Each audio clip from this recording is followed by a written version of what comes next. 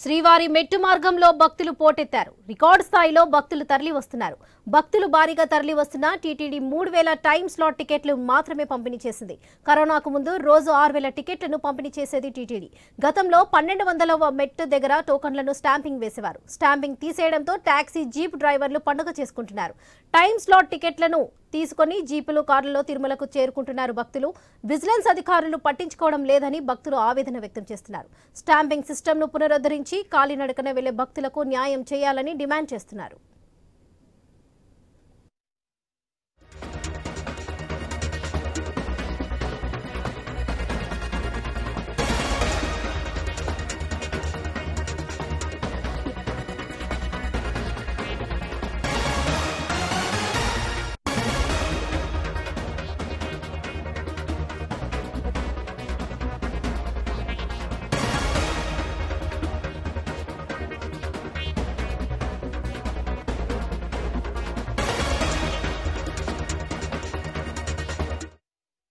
శ్రీవారి మెట్టు మార్గంలో భక్తులు పోటెత్తారు. రికార్డు స్థాయిలో భక్తులు తరలి వస్తున్నారు. భక్తులు భారీగా తరలి వస్తున్న టీటీడీ 3000 టైమ్ స్లాట్ టికెట్లను మాత్రమే పంపిణీ చేసింది.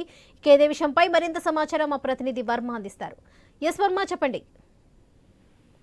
వరలక్ష్మి, వరుసగా సెలవులు, రంజాన్, ఉగాది ఇలా వరుసగా సెలవులు ఉండడంతో తిరుమలకు వివిధ ప్రాంతాల నుంచి పెద్ద ఎత్తున భక్తులు రావడం జరుగుతుంది. దీనికి తోడు ఈ రోజు శనివారం, ఆదివారం కూడా వస్తున్న నేపథ్యంలో మరింతగా భక్తుల సంఖ్య అయితే పెరిగింది. అయితే కాలినడక మార్గాల్లోనే రోజుకు దాదాపు 40,000కు పైగా భక్తులు తిరుమలకు అయితే చేరుకుంటున్నారు.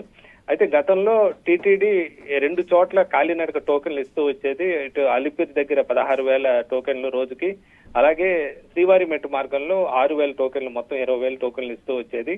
అయితే గతంలో ఈ మధ్య జరిగిన చిరుత దాడుల నేపథ్యంలో కాలినడకన వెళ్లే భక్తులకు ఇచ్చే టోకెన్లను కూడా అలిపిరి దగ్గరే ఉన్న భూదేవి కాంప్లెక్స్ లో ఇస్తున్నారు. దీంతో అలిపిరి నడక మార్గంలో ప్రస్తుతం టోకెన్లు అయితే కేటాయింపు జరగడం లేదు.